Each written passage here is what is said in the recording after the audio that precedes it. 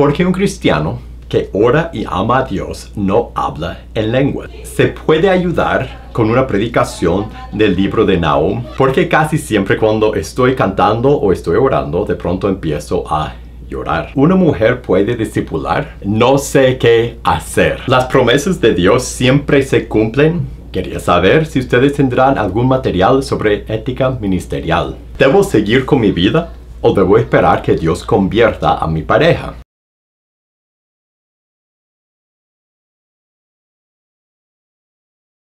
Hola, bienvenido a pazcondios.com. Mi nombre es Felipe y este es otro episodio de conversaciones sobre liderazgo y la iglesia.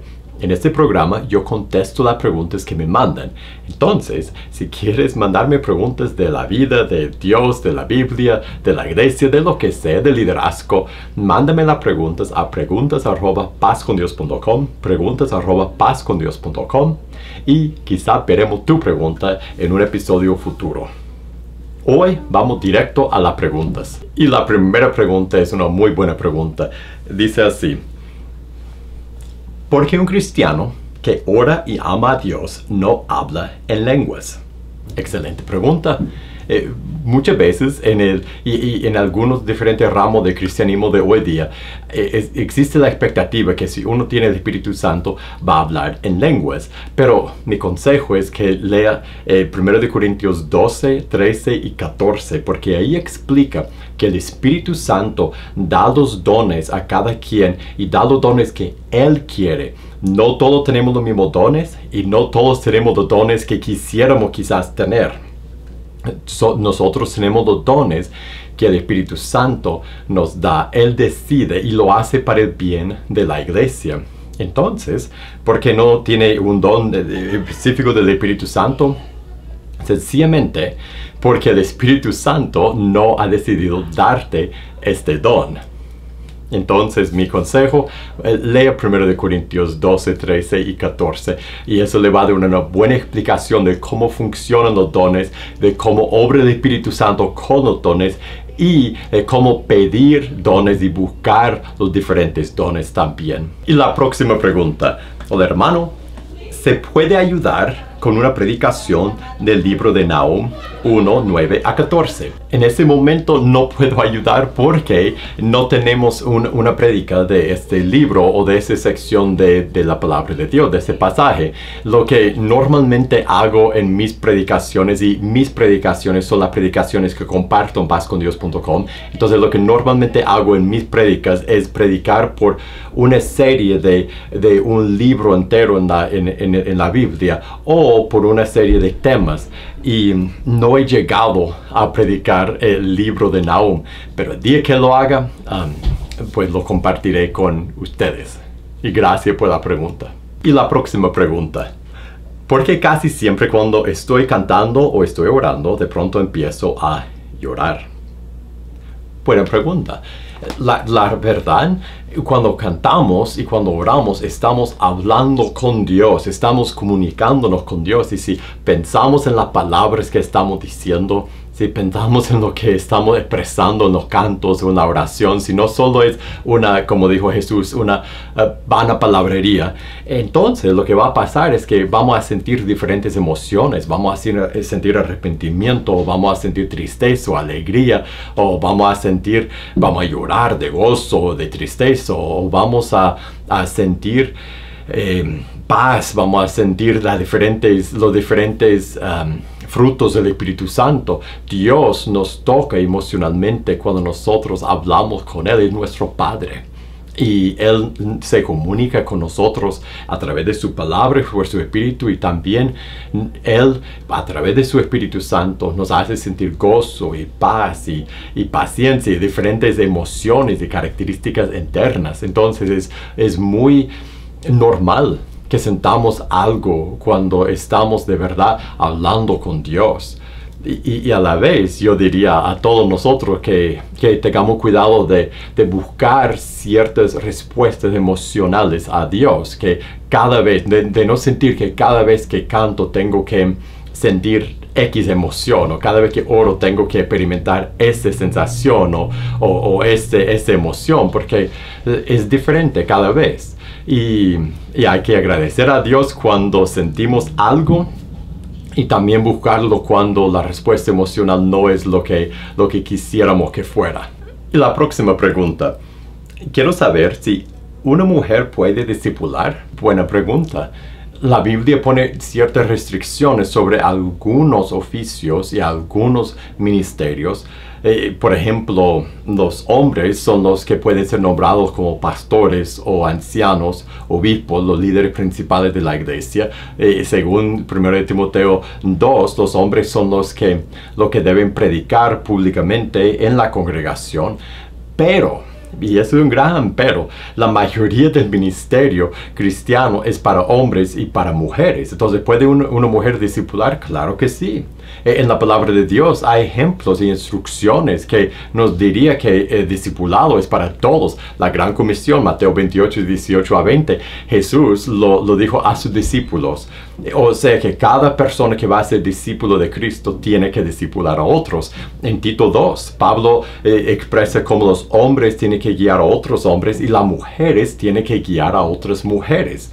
Una mujer no debe discipular solo a otro hombre, a un hombre, porque eso no es apropiado, pero que debe discipular a otras mujeres, absolutamente sí. Si no está discipulando a alguien, si no está guiando a alguien, a otra persona, no estás obedeciendo a Jesús, no estás obedeciendo al gran mandamiento que tu Señor te dio. Entonces sí tienes que discipular.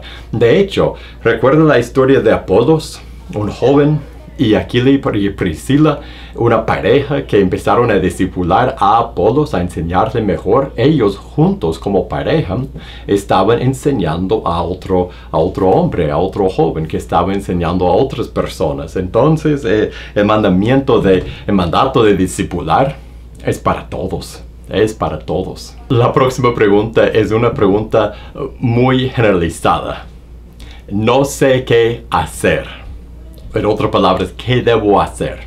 Buena pregunta, buena pregunta. Muchísimas veces en la vida nosotros no sabemos qué debemos hacer. No sabemos si debemos ir para allá o para acá. No sabemos si debemos ir o quedarnos. No sabemos si debemos hablar o callarnos o qué palabras usar. Muchas veces en la vida no sabemos qué debemos hacer.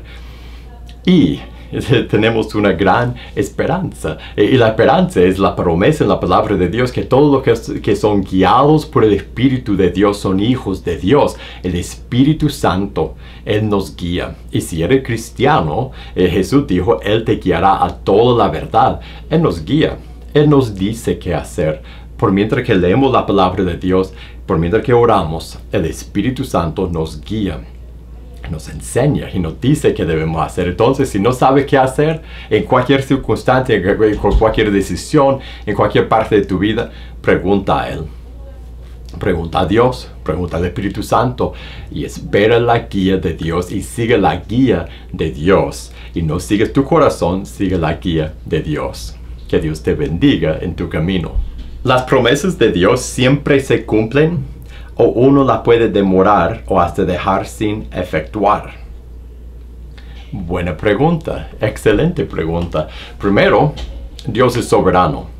Nuestro Dios está en los cielos y Él hace todo lo que le place. Dios es el gran rey del universo. Él decide qué va a hacer.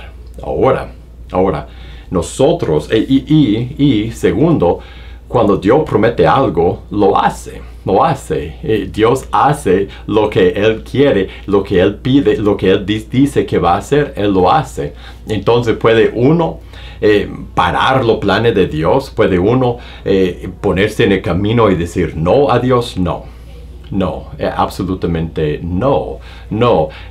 Dios hace lo que Él quiere. Independientemente de lo que nosotros hacemos, Él obra. Hasta lo que nosotros hacemos viene de Él, es ordenado por Él. Entonces Dios es soberano, Él hace lo que le place. Dios ha ordenado un sistema en que nosotros tenemos que hablar con Él y pedirle.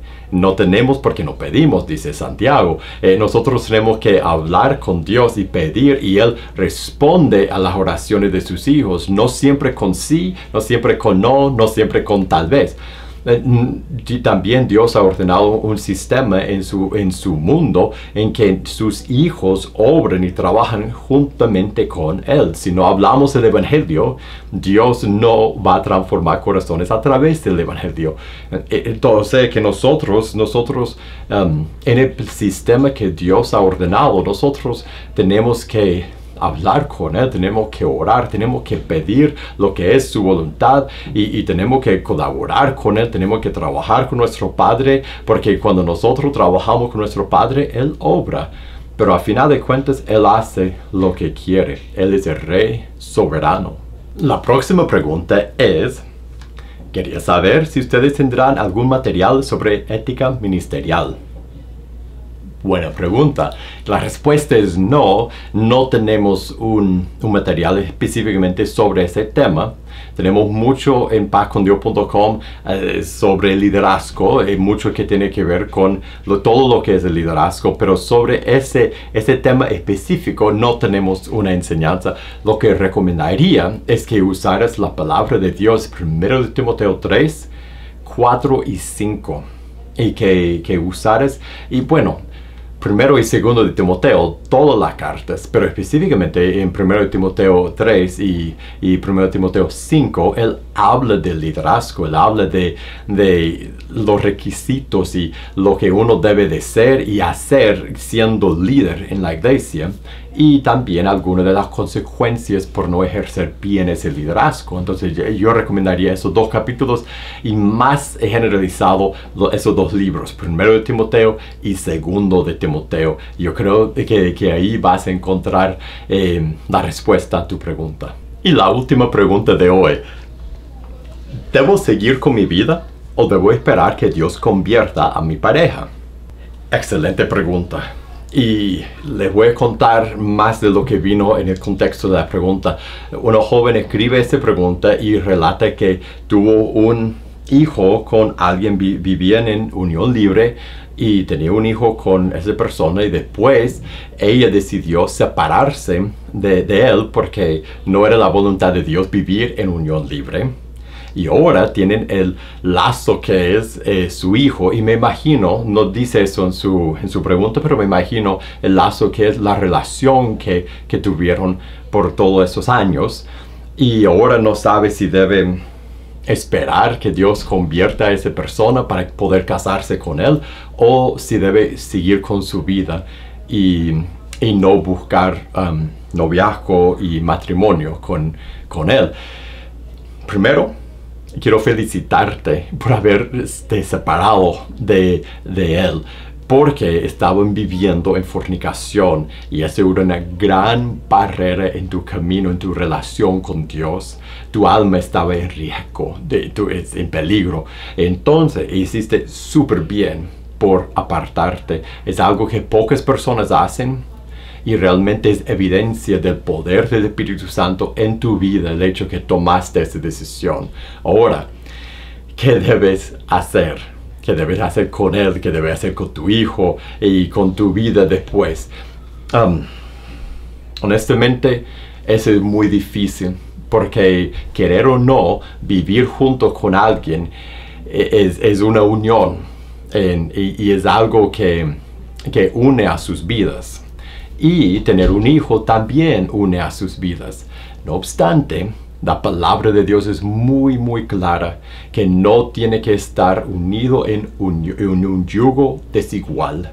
2 de Corintios capítulo 6 habla de ese tema y describe que como nosotros no debemos, como cristianos, estar en un yugo desigual con otras personas, y hay muchas formas de estar en yugo desigual. Principalmente, entre todas las formas de estar en yugo desigual, es el matrimonio, y estarías pecando, porque desde siempre Dios ha mandado a sus hijos a no casarse con personas que están fuera de su familia de fe, de su comunidad de fe, de su pueblo, de las personas que tienen una relación con él también.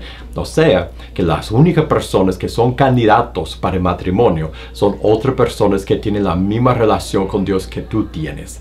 Y si ese muchacho no tiene esa relación, quedarse esperando no es una buena idea, porque vas a querer algo que Dios te ha dicho no es tuyo, no puedes tener. Vas a poner como un ídolo el casarte con esa persona cuando esa persona no es un candidato, no puede casarte con él y obedecer a Dios a la vez. Estarías desobedeciendo a Dios. Entonces, si algún día Dios lo salva, qué bueno. Pero eso no debe ser tu enfoque y no debe ser lo que esperas en cuanto a tu vida matrimonial. Entonces mi consejo es que como él no es candidato para ser tu novio ni para casarse contigo, debes no considerarlo como candidato y debes continuar con tu vida y debes estar soltera para la gloria de Dios, no esperando que Él se convierta para que se pueda casar contigo. No, vivir como soltera para la gloria de Dios, cuidando de su hijo, guiando a otras mujeres en el camino del Señor, discipulando a otras personas, vivir tu vida, y el día que Dios trae a tu vida un hombre que es cristiano, un hombre, y no lo ande buscando, pero deje que Dios lo traiga. Y si Dios trae a alguien que es cristiano, que ama a Jesús sobre todas las cosas, excelente. Y si quiere casarte con él, entre en un yugo igual, pero huya de esa unión, ese yugo desigual, y no quedes esperando algo que no es para ti, por lo menos por mientras que él no es cristiano. Y con eso llegamos al final de este episodio de Conversaciones. Mil gracias a todos los que me mandaron sus preguntas. De verdad lo agradezco porque eso continúa la conversación. Si tú tienes una pregunta y quieres enviarme una pregunta de algo de tu vida o de la iglesia, del liderazgo, de la relación con Dios, de la Biblia, mándame tu pregunta, preguntas@pazcondios.com, preguntas@pazcondios.com. Y si te gustó este video, te voy a invitar a que lo compartas con otra persona. Y si quieres recursos para tu vida y tu ministerio, búscanos en pazcondios.com. Ahí regalamos gran variedad de recursos. Y para más videos como este, síguenos en este canal de YouTube. Que Dios te bendiga y nos veremos en la próxima.